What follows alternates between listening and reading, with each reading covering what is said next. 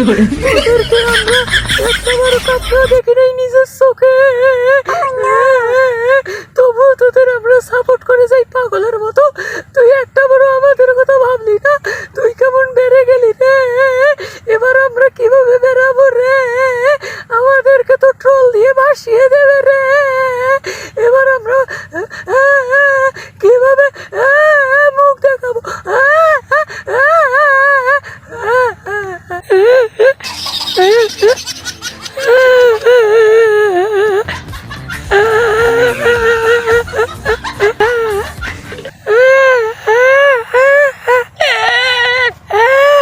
আওয়াজ কোথায় আসছে?